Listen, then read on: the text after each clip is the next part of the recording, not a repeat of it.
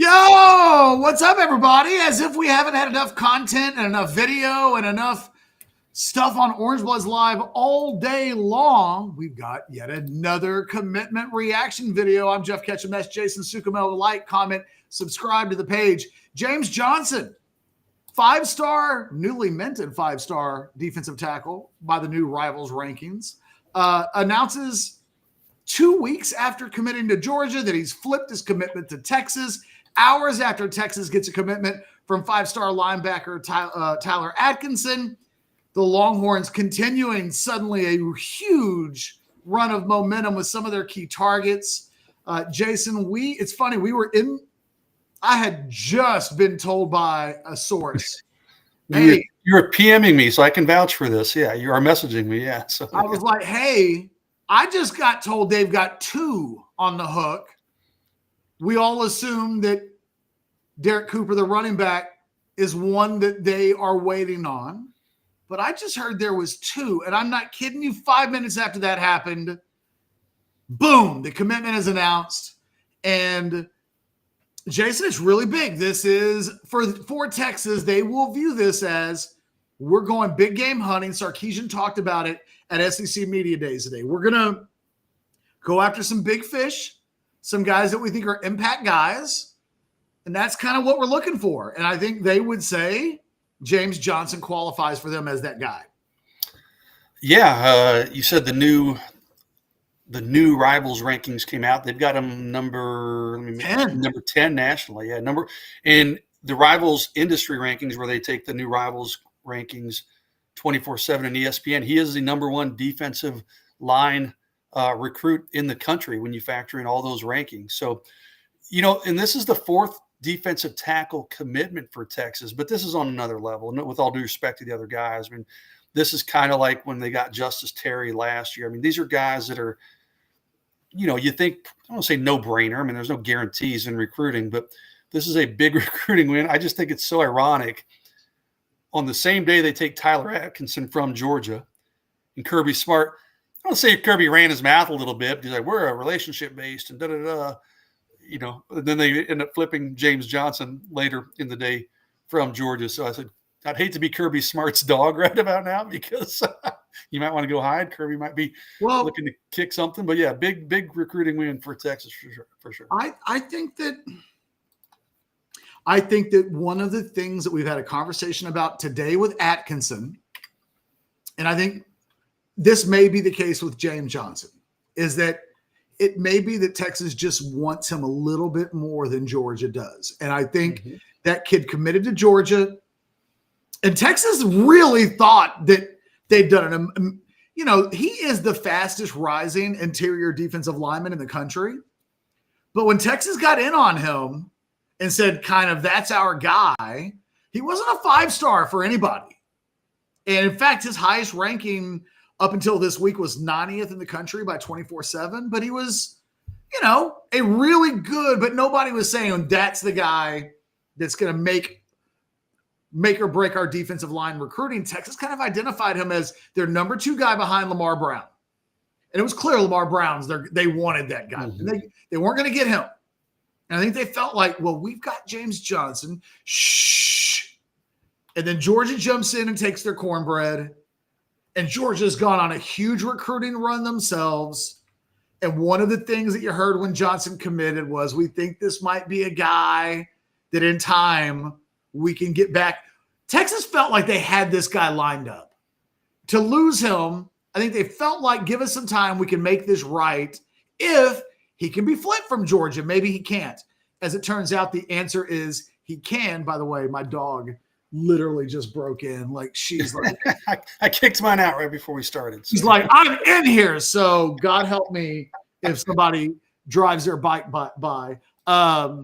Hey, but Cash, real quick, like, doesn't this, when Texas missed on Kendall Gerville, who ended up, all signs were pointing to Texas, at the last minute, Florida comes in and drops a big NIL offer.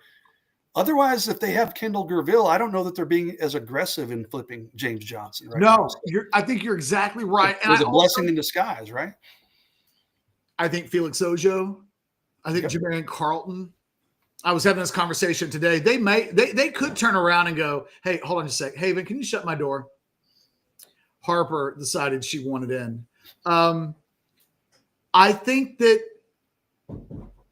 maybe the Felix Ojo money is still there. So if they decide at some point we have, and because I think they're going to get out of July, and I think they're going to calm the hell down. I think they're going to get into the football season. They're going to kind of wait and see what happens. It really looks like 2026 is about to be done.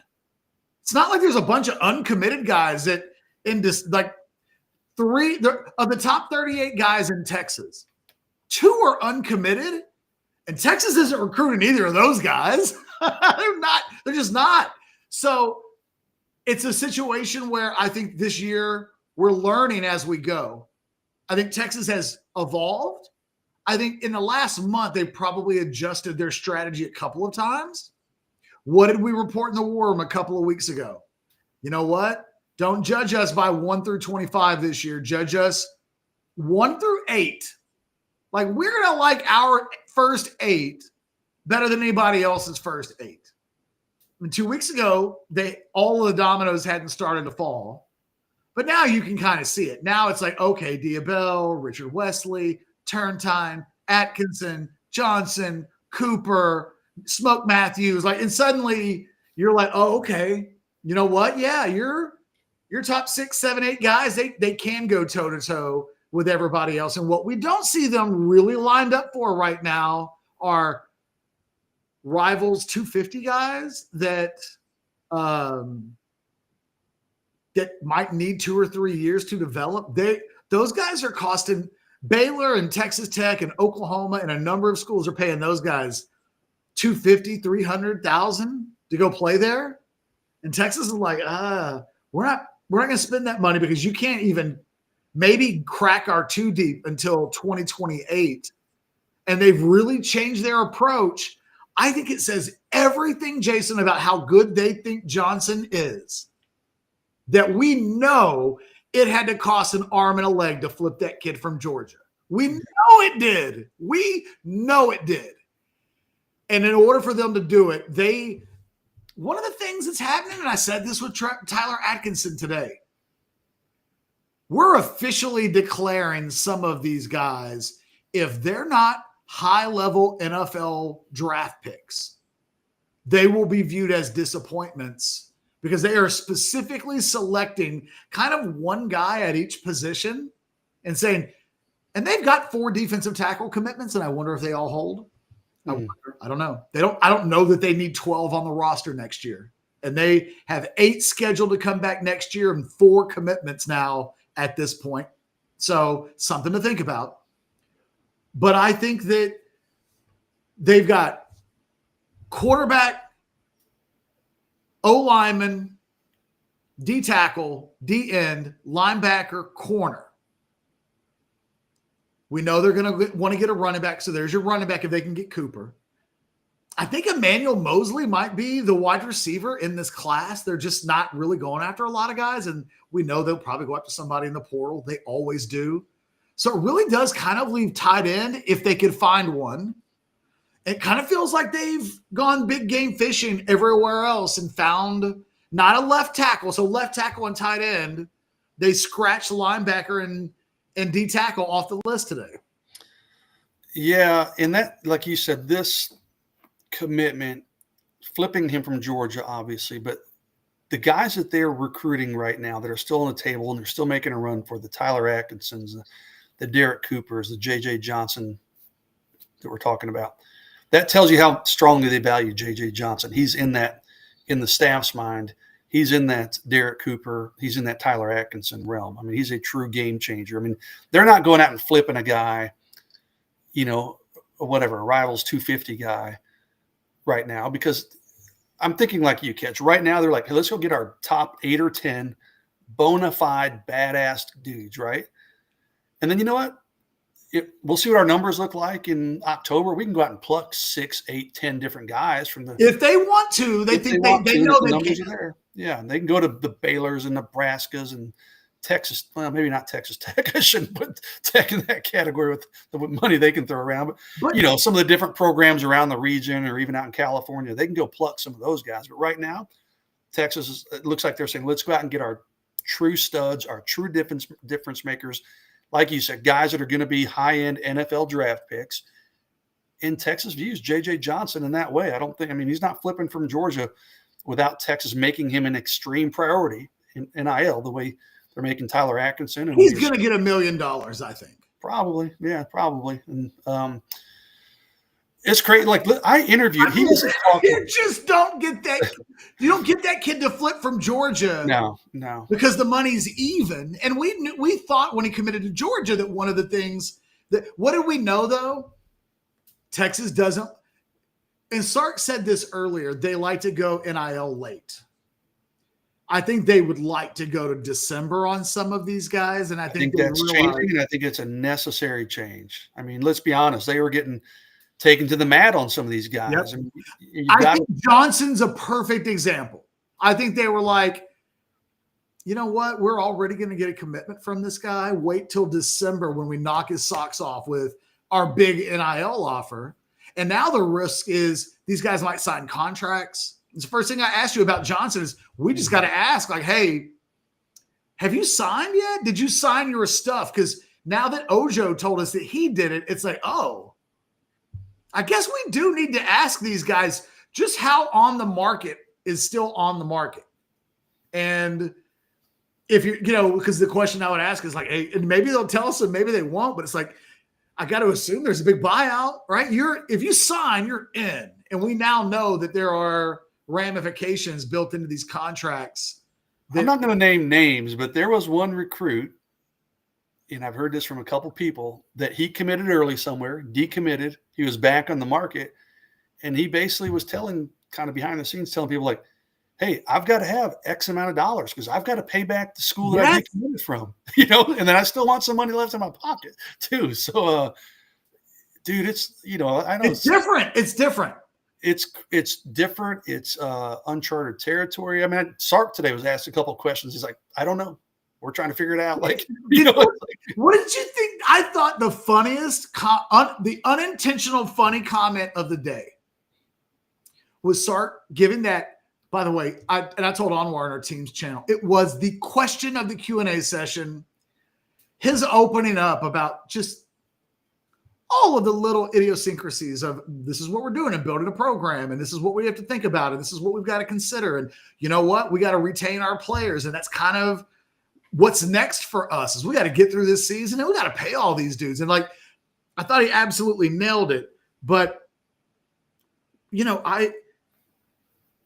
I can't stress enough.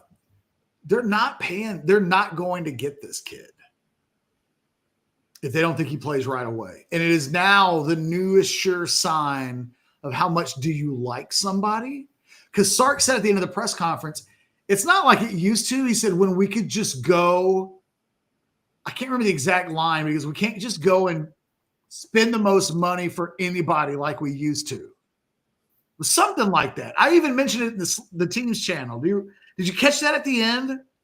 I don't think so. I was doing like 10 I think he said anymore. We can't do it anymore. And it was kind of funny. Yeah, you know what? I did see that. No, I didn't. Because the literal interpretation of that was as recently as just very recent, we could just spend more money than anybody was literally the literal transition of what it was that came out of his mouth. I don't think he quite meant it like that, but that's literally what he said. But you know what? They can't anymore. There is a budget. They might have wanted to go offer Felix Ojo half the national debt. 2 years ago, they probably would have outspent Baylor for Carlton. But the roster's deeper now. It's better. It's more complicated to make some of these decisions. When we see them, Atkinson, Johnson. Maybe Cooper on Sunday. Yeah. Cooper, I think, is a perfect example. They're telling us with their wallets what they think. I mean, that dude didn't even take a Texas official visit, Catch. I mean, in late June, I saw Derek Cooper in Indianapolis holding 5 hats of his finalists. Texas wasn't one of them. I said, Derek, is it safe to say Texas is probably playing from behind? He goes, oh, yeah. That's fair. So it went from that in late June to now I'm predicting Texas to get him. I put it in my 3-2-1 last night. So, we'll and that one is they have. It does almost feel a little Godfather-ish. And now that you've seen the movie, I can make that movie reference. But it feels like a lot of the family business is being settled right now. And, bing, bing, bing, commitment. We're going to get to the 20th, and Cooper's announced. And I really do think we're going to look around and go, what is there left that they could possibly want to do? And I think the answer is, if they could find a tight end, yes. You're not flipping Bowman. You can keep working on Caden Prothro. I did talk to, and this isn't a big name, but Keave Brown, the tight end out of California that they brought in for an official visit. So he's there for the taking. I mean, he's not a. I think they might want to see what the hell does Nick Townsend and Jordan Washington do this season. Maybe so. Yep. Because if one of those guys explodes, the need to – because I think they'll look at tight end. They don't need numbers. They've got guys. They got bodies. What they don't have is just an absolute – and Nick Townsend's close to that, but he's not what Mark Bowman is. And thus – And Amari Winston, I think it has exceeded early expectations. But you're right. Those guys aren't Mark Bowman, who's a legit 5-star. Well, across the board. I can't stress this enough. The thing that Sarkisian that's different now versus 2 years ago is that the level that it takes to get on the field at Texas is first day, second day NFL guy. Mm-hmm. And if they're recruiting a guy and it's like, well, do we think this guy can be an NFL player? And if the answer is yes, the next question has to be, do we think he can play like an NFL player within 2 seasons? And if the answer is no, and you know what? That's most guys, honestly. Then they internally have to be asking, then what the hell are we doing? Because they won't stay 3 years if they're not playing because of the portal. And why would we pay guys if they're not going to play? So the question of, can this guy play for us is not nebulous. In 5 years, could he be a captain on the team and be a starter? That's not what they can afford to ask anymore. The question really is, can this guy help us next year? No, not like maybe a smidge. Can he help us in 2027? Oh, yeah, he could be a starter. Okay. But if the answer is probably not, because either we have so much talent there that it'll be difficult to assume yes, or he probably needs a little more time to develop, and there's nothing wrong with that. That's most guys. But if that's an answer to a kid, and again, that's why when I point to what do we think Texas thinks of James Johnson? They just told us. Because if they thought this guy was a guy that was a project at all, I don't think they're messing with him.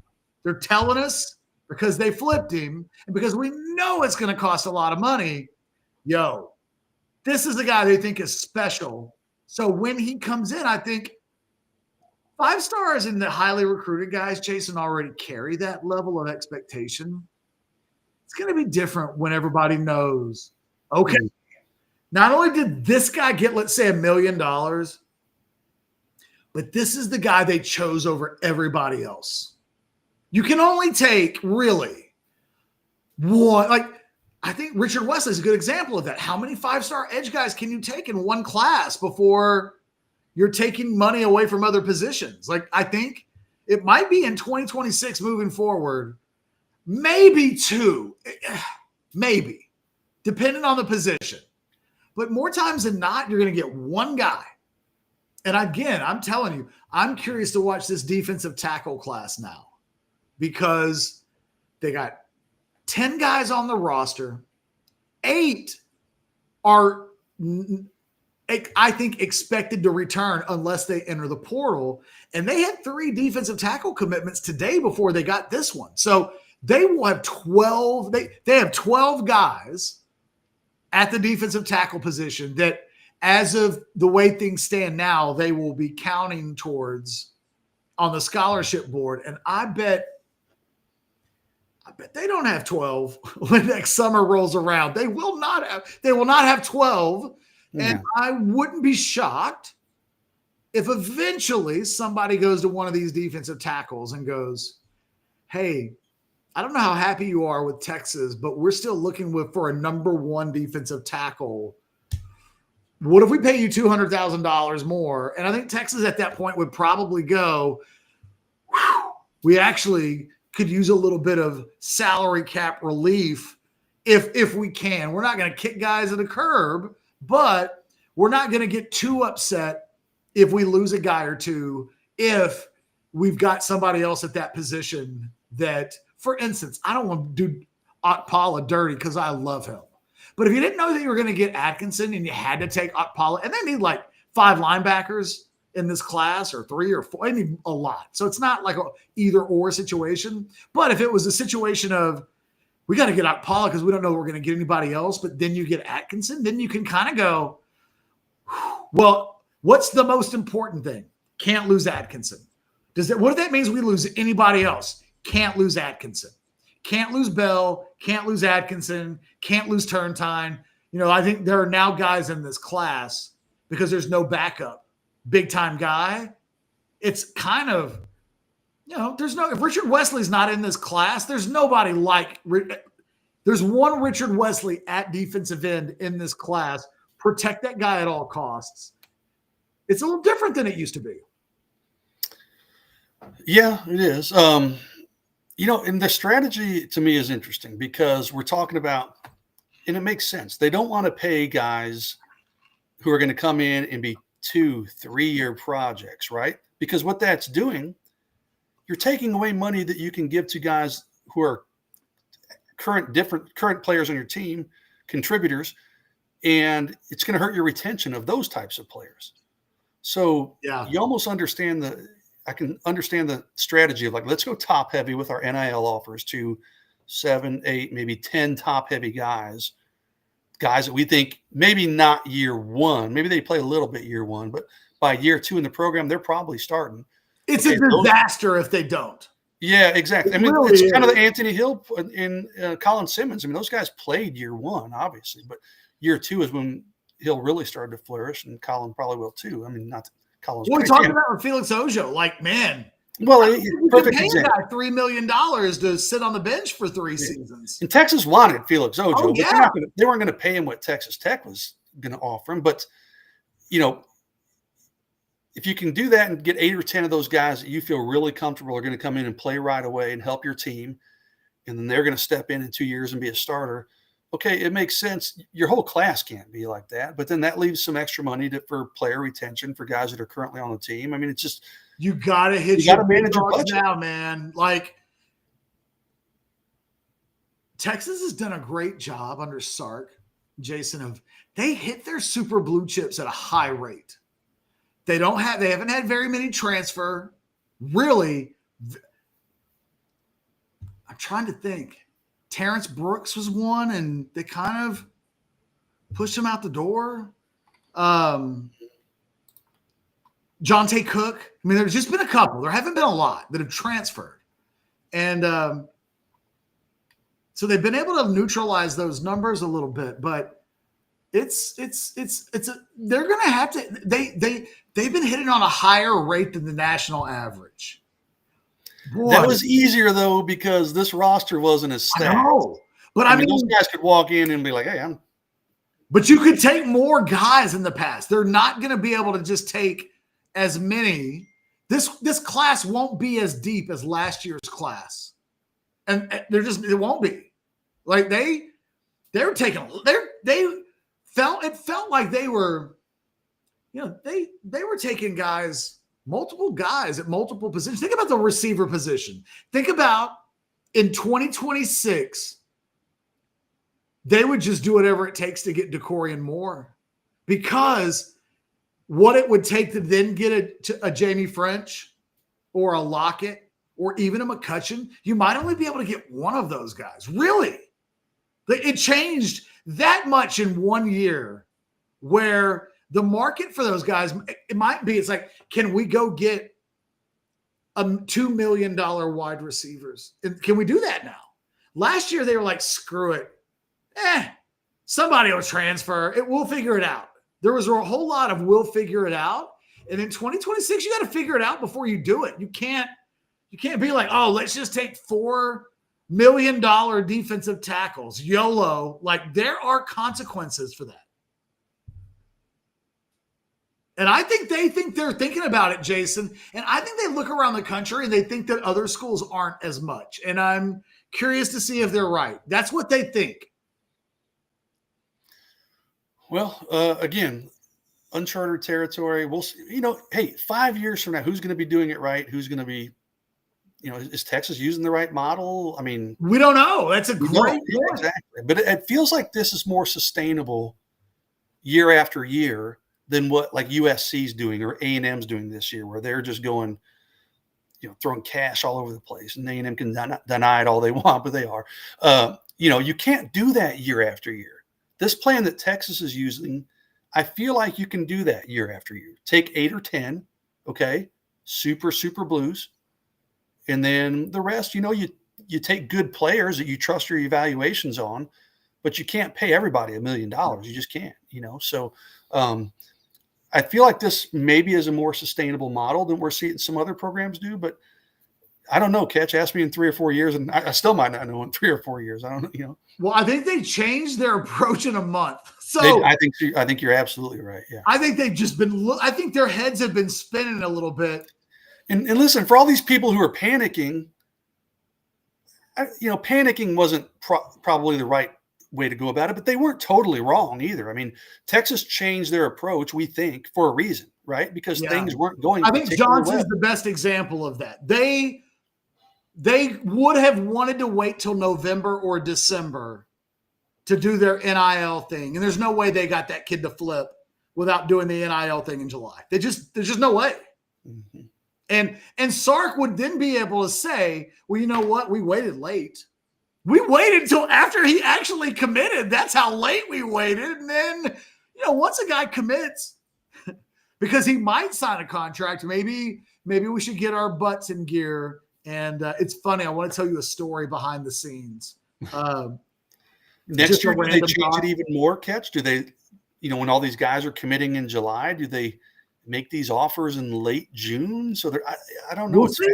Yeah, I think they change every 6 months. I feel like stuff has changed. Mm-hmm. And where I always give them credit, and this will be my final thought, and we can wrap up. We've had a lot of. Do we need to read Jay's chat there? We haven't. Oh yeah, I'm sorry. It's on damn screen. $5. Jay Lee. Do we know that Texas wants a big time running back right now? Yes, we do. Yeah, we do.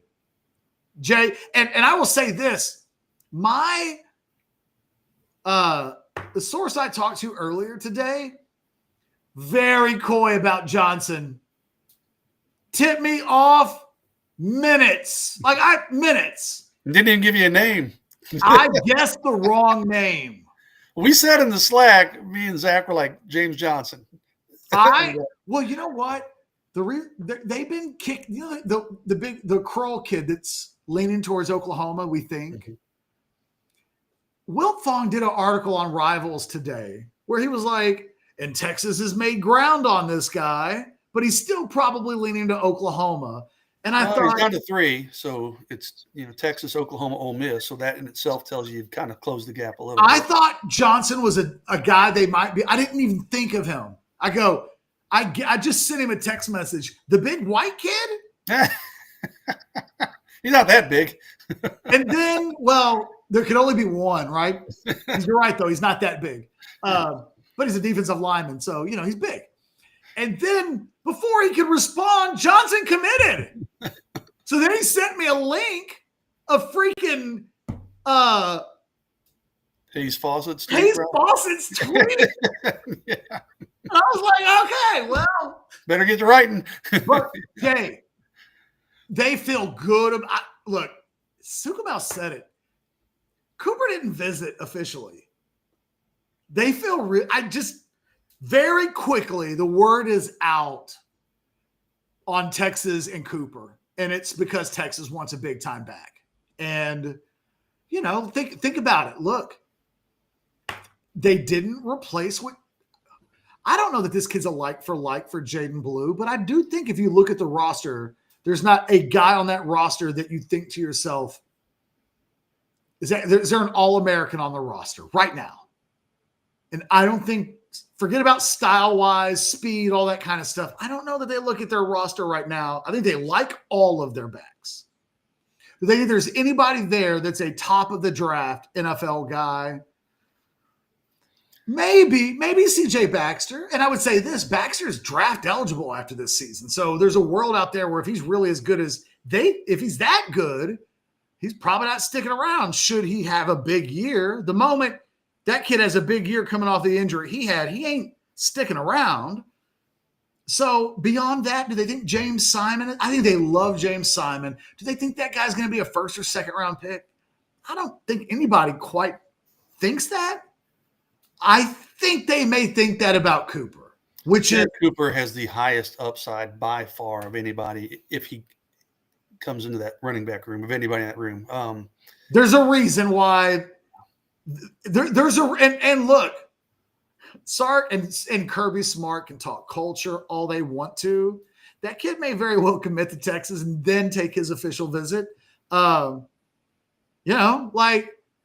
sometimes it's about what it is about revenue share and money and NIL. And we can't play the game where it's not because that kid's literally, Jason said it. He saw him in person 2 weeks ago and the kid had a bunch of hats under his arm and none of them said Texas. And then told Jason, they got work to do to get back in my recruitment. And now it's July 15th. And if Jason could put in an old school future cast, that bad boy would be in on Texas right now. And on that note, we'll wrap it up. Guys, we like almost 1,200 of you watching on Twitter and live on YouTube and all the various ways that you can watch us. Thanks for watching. We appreciate it. Hit that thumbs up button. And shout out to Specs in the live chat. Taste on Main, Hijack, Hay City Store. They've all been sponsoring everything that we've done all week live from SEC Media Days. So even though technically this isn't an SEC Media Day show, doesn't care. We want to give them their love as well. Thank them for being amazing Orange Bloods live partners. Guys, for myself, Jason Sukumo, it's been quite a day. There's actually, you want to go watch a Tyler Atkinson video? We got one of them. We've got a reaction to Sark. We got lots of videos on this channel. Go check them out. For now, I think Jason and I are going to take the rest of the night off. Or there'll be work on the rumor mill for tomorrow. Or there's another commitment coming in the next 15 minutes. Yeah, unfortunately, James Johnson was going to be in my rumor mill tomorrow, so it might be a little bit lighter rumor mill than we've had in past weeks, but I'll come up with something. Truths and lies may just be truth. One truth. Or lie. Just one lie.